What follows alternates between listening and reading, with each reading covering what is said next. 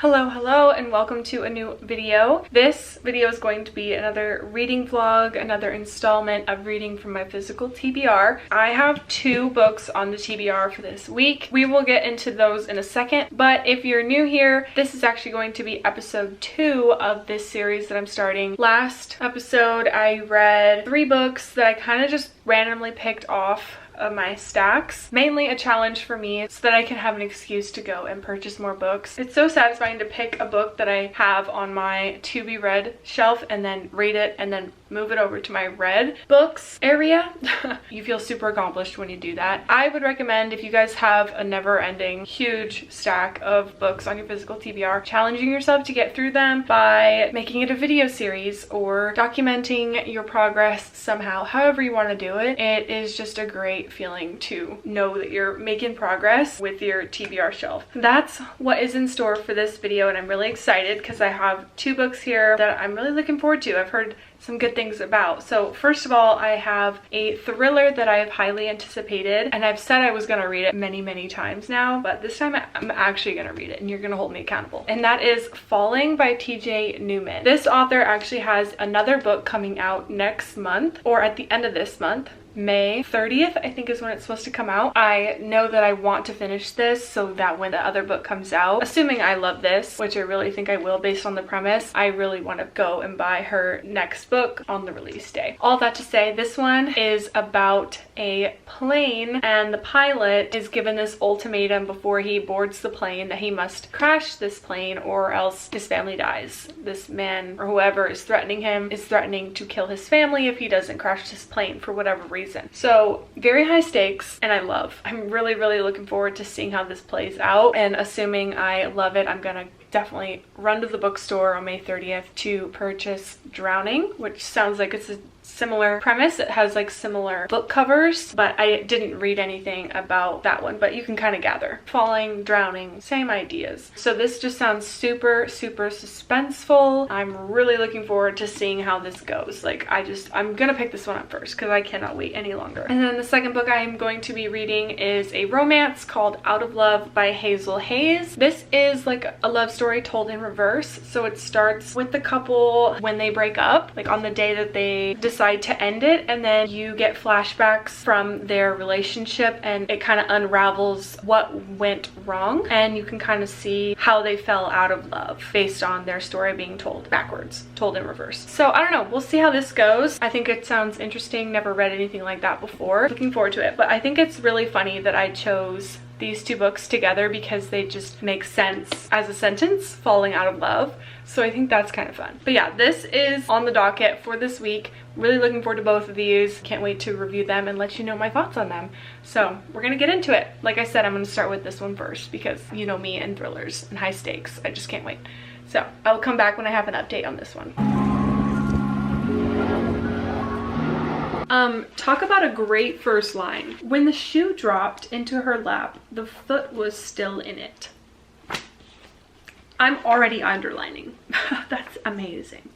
I'm so ready for this book.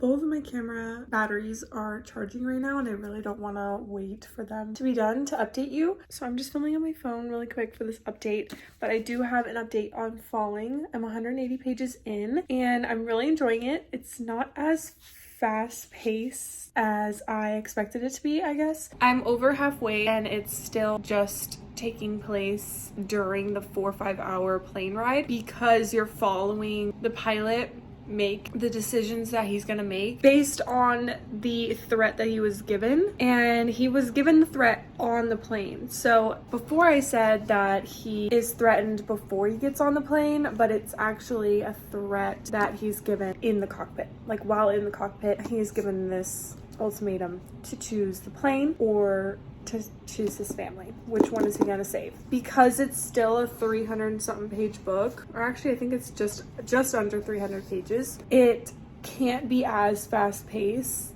as you would think. It's like almost impossible for it to be that fast paced because there's so much you have to like figure out. It can't just be like a one and done thing, right? Otherwise it'd be like 15 pages. They have to add more to the story to make it a little bit longer. So sometimes it feels a little bit drawn out, but not in a bad way. It's just the reality of the story. So anyway, I'm really enjoying it. Okay, sorry. I had to set you up on my tripod because I couldn't stand holding you. Back to this. You're learning about the pilot and his family. You find out in the beginning that the pilot, his name is Bill. He's actually not even supposed to have been on this plane. Of course, right? Like the chief of his airline or whatever, I don't know, his boss or something, basically asked him to cover for him or something like that. And he didn't want to turn down the chief. So he was like, I have to. But in turn, he's missing his 10-year-old son's baseball tournament, which again, of course. So right off the bat, it's just introducing you to the family and showing you the backstory on like how he got on this plane and how he wasn't even supposed to be on there. So obviously there's going to be a lot of guilt and shame ridden in this pilot's heart. And he's just going to think, of course, this happened to me. You know what I mean? So that was what, oh shoot, my bookmark. So that was one of my main points. It's actually somewhat of a slow-paced book because it's taking place primarily on the 4 to 5 hour plane ride from LAX to New York. There's that. But also there's the flight attendants on this plane that you get to meet, and one of them, his nickname is Big Daddy.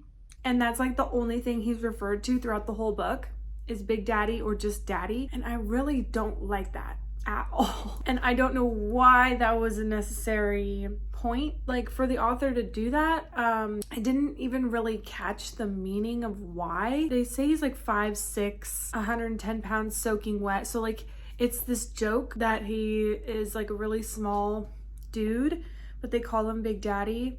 And I cannot tell if he's old or not. So I don't really know, but I really don't like that that's the only thing he's referred to as.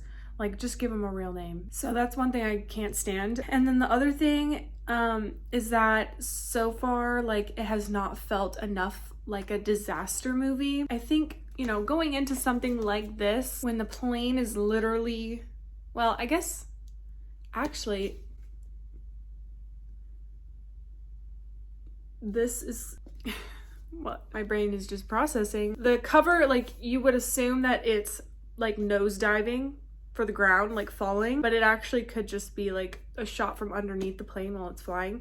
But because it says falling and because it's pointed down, it looks like it's falling. So it's however you want to interpret it. But I think I assumed based on a book like this that it would be very, very disastrous. And like, I love disaster movies. Anything that just keeps getting worse and worse and worse. Characters are making dumb decisions so that it keeps getting worse and worse and worse. I love that, especially in movies. I would love to see that in my books as well. And so this one's not really doing that for me yet because the characters are actually making decent choices. They're actually making kind of the right choice that you would in this situation, and not enough is going wrong for my liking. So that's another little thing that I just need a little bit more from. So maybe I will get that in the next 50%. I'll keep you updated on that. But then also, like, some things feel / seem unrealistic to me, but I could just be wrong and like uneducated on a lot of stuff that actually happens on planes amongst the flight crew, because, you know, I'm always just like a regular citizen when I'm on a plane. The pilots and the flight attendants obviously know more than I do, but sometimes I'm just like, it feels unrealistic. Like, can you actually like live stream from a plane in the air, thousands of feet in the air. Can you live stream? I know you can purchase Wi-Fi, but like, can you live stream? Can you FaceTime? You probably can, and just they like to keep citizens in the dark about that. There's that, and then also there was a part that I kind of just got to. Everything's going down. You're also, okay, hold on. I'm all over the place. So there's two POVs. You're following all the people up in the sky, in the plane.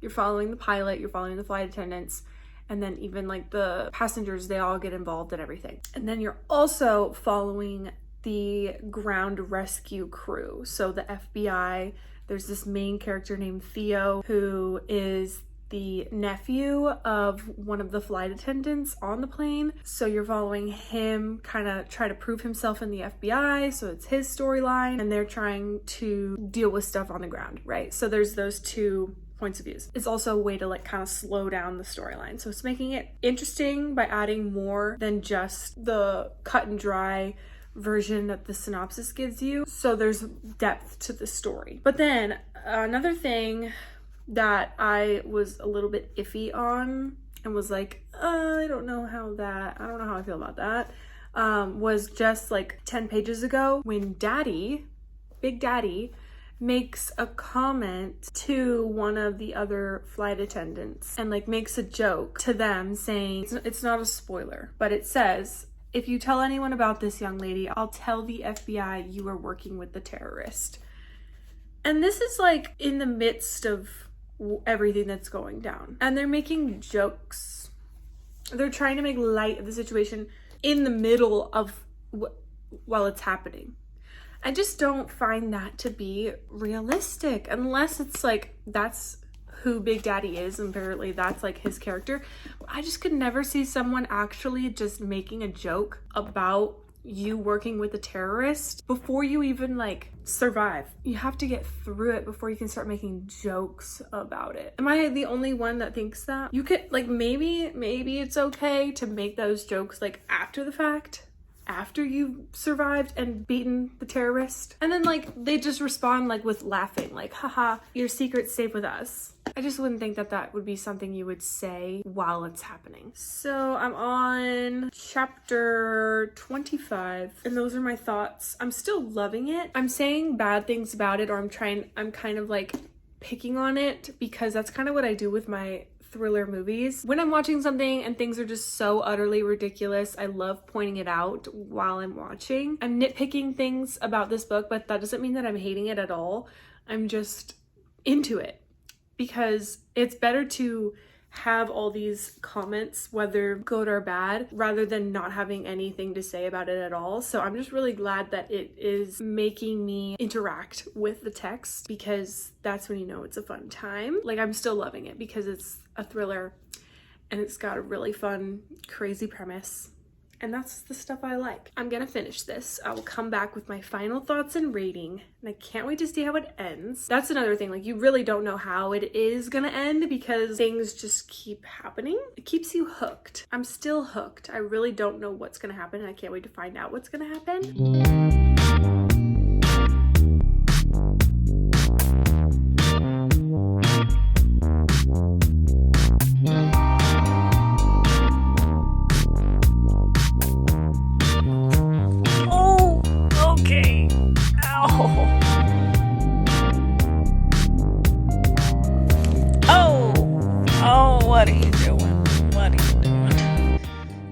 Said, that's enough reading. You're done.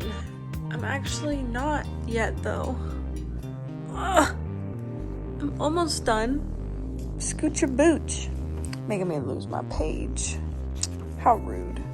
Alrighty, she's finished. We are completed. And my final rating is a good old 4-star. It unfortunately did not live up to a 5-star feel for me, because there were plenty of parts throughout that I just kept cringing at and questioning. It just simply felt unrealistic at times in terms of how people reacted in certain situations, some of the things the characters said, how the ending played out.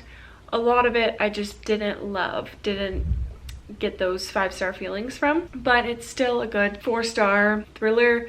I would recommend it. I had a fun time. It just didn't really do what I hoped. The main issues of conflict, I guess you could say, that I had with this were that it wasn't disastrous enough for me. I really wanted it to be more chaotic, more suspense. There were obviously suspenseful aspects, but it didn't get my adrenaline pumping. So I would have wished it kind of was a little bit more crazy. Part of the reason it didn't do that for me is because sometimes the dialogue was cringy, or the way people were reacting just didn't seem realistic. I can't really say much because the ending obviously is spoilery, so I don't want to say anything else specifically, but I can say that the masses of people that get involved in this story, I don't think reacted the way that they truly would in reality. And I don't know if that's just because I have like very little to no faith in the human race these days. I just think the majority of people that are on this plane, randomly selected by chance passengers on this plane,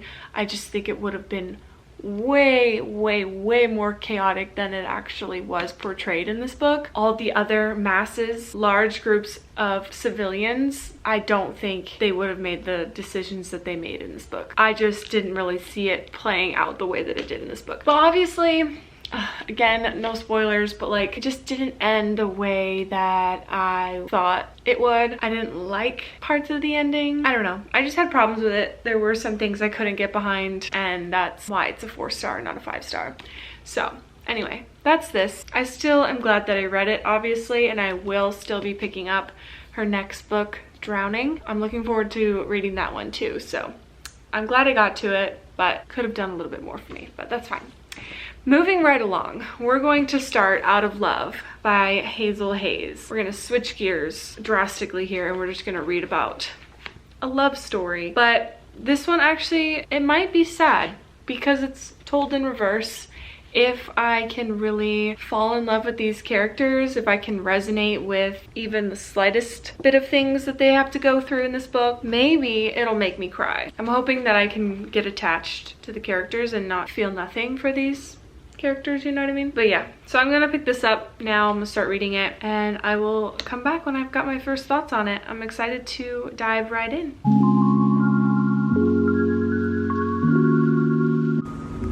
Are you ready to commence big night? Yep. Big night is commencing.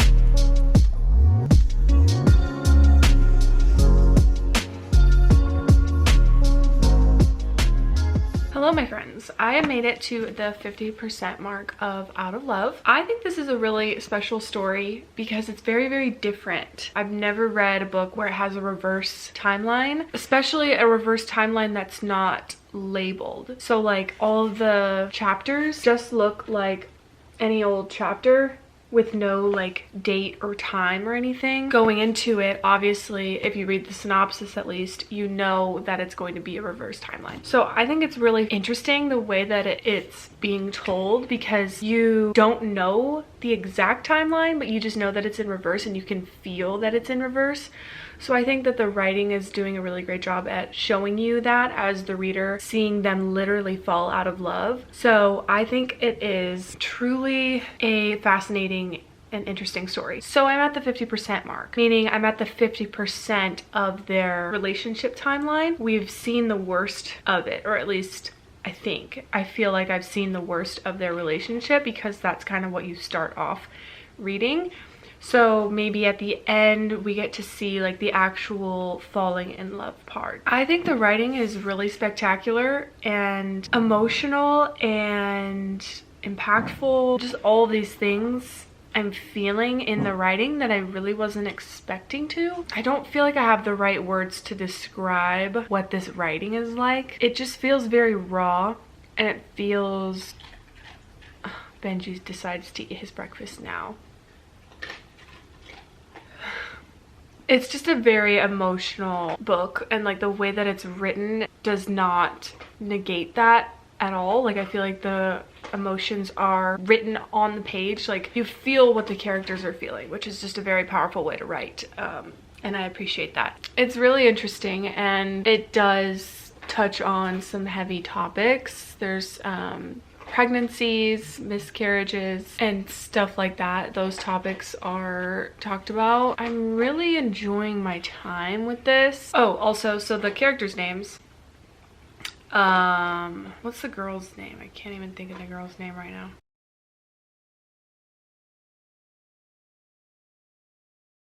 I can't even think of the girl's name. Is it on the first page? I have no idea. Can't think of the girl's name right now, but the guy's name is Theo, which I literally just read about a Theo in Falling. I don't like it when I literally jump to another book that has the same characters' names. That just makes it a little bit hard for me. And there's also a Tim in here who was in another book that I just finished. I just need a little bit more variety in my names. I just think it's kind of funny, like a small world. There's so many names, and I happen to pick up 2 books this week that have the same names. But anyway, so I'm gonna finish this book today, like mark my words. I have nothing to do today. I have the day off work, so I'm planning to just finish this whole thing and update you. So that's the plan. And we're gonna see how I like it by the end. Oh, also, so the girl is Irish and Theo is, I think, from England, but he travels to the States, or he has gone to the States a couple of times for something. I don't know, I'm kind of missing those parts. I don't really remember. But yeah, just thought I would mention that because I think the author is Irish too. Irish born, London based. There's that. Okay, gonna go read now. I don't think she has a name. I mean, obviously she has a name, but like we don't know her name because it's told in first person and nobody is referring to her as her name. So I wonder if that's a thing that the author did on purpose for some reason, to like not know the girl's name, because I'm like really trying to pay attention to figure out her name, but no one's saying her name. And the synopsis just says, as a young woman packs up her ex-boyfriend's belongings, blah blah blah blah blah. So they don't even say their names in the synopsis. I'm not crazy. I literally don't think I've been told her name, which is kind of weird. I've never read a book like that where you don't know the main character's first name. And then also Theo, when I said he visits the States sometimes, he was in Las Vegas for a little part of the book for whatever reason. I don't entirely know. He just kind of wanted to escape, and so he went to Las Vegas naturally. So I just thought that was fun because that's where I live. So those were a couple things I forgot to mention. And then also really quickly, I wanted to say that this book also deals heavily with mental health and stuff like that. Main character suffers from depression and anxiety, and it's a lot more than just like their love story. It's mostly about the main character's life and her experiences with love and friendships, learning about herself and like how to deal with the world around her and like with what situations she's put in. So it's a lot about just her personal story on top of how she fell out of love with Theo. It's not just a romance, I feel like, although that's kind of like, there's just a lot more subplots, or not even plots, just like themes revolving around the main character as a whole, not just her love story. Hopefully that makes sense, but I couldn't stop thinking about that. I wanted to update you about that before I got too far and then forgot those few points. So, okay, back to reading. Hello, I have finished Out of Love. This book is quite phenomenal, and not in ways I typically describe a book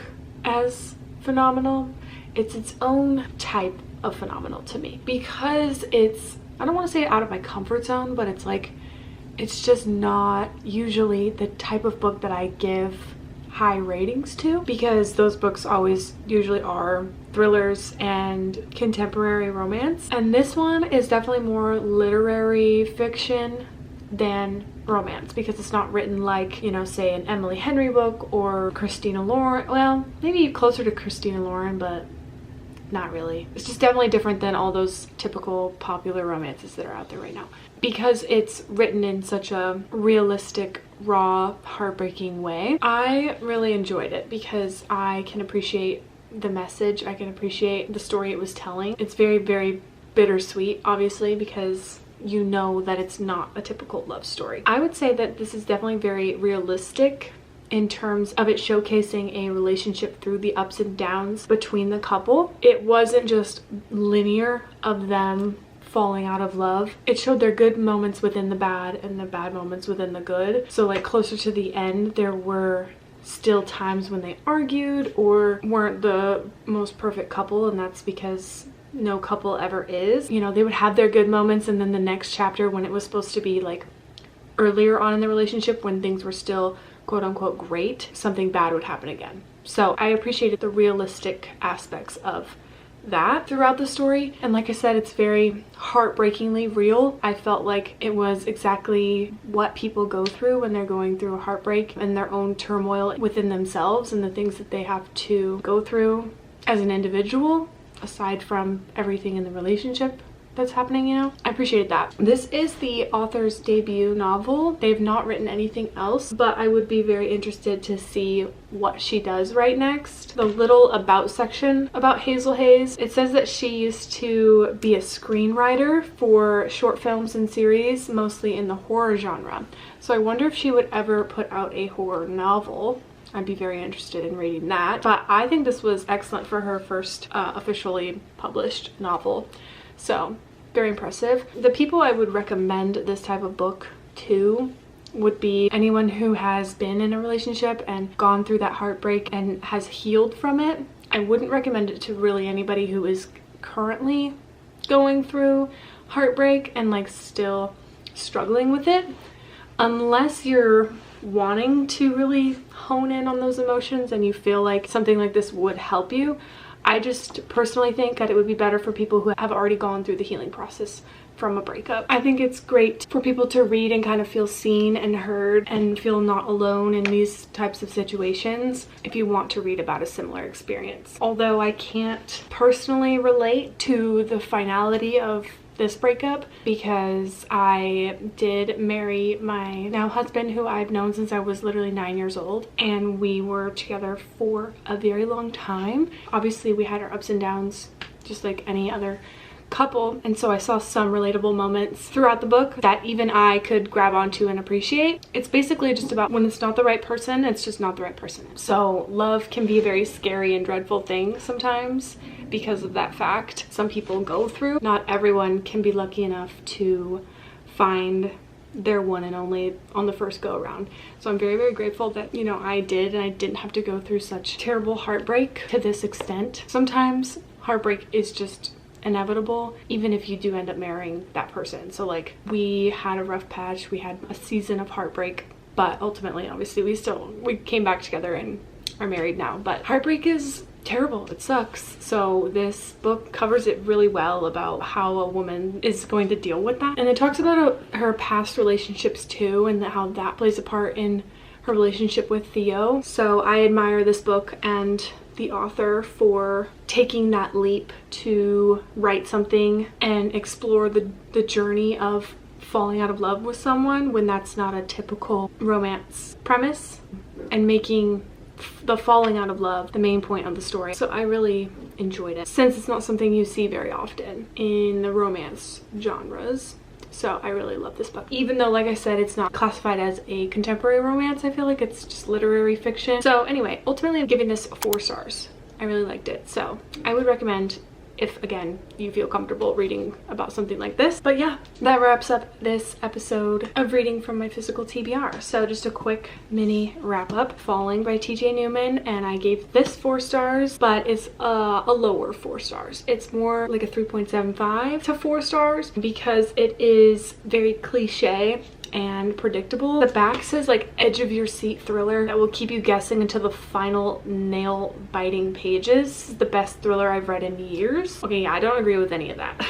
It's not very nail biting. It's not on the edge of your seat that will keep you guessing, because like I was like guessing for a little bit, but then I'm like, are they really gonna end it like that? And it just was predictable with how it ended, and I didn't like how corny the characters were. So this is on the lower scale of the 4-star range. Also 4 stars, but this is on like the mid-range 4 stars, between 4 and 4.5, so maybe 4.25, but I'm just gonna rate it at a flat 4. I'm looking forward to reading more from this author, and then also I am looking forward to reading Drowning by this author as well. That is the end of this vlog, end of this reading experience of grabbing from my physical TBR. 2 more down, heck of a lot more to go, but that's why we have this vlog series. So I hope you tune in for the next episode where we read something. I might try and spice it up a little bit with how I choose the books, so stay tuned for all of that. Really hope you enjoyed this video. Thank you so much for watching, and I will see you in the next one. Bye!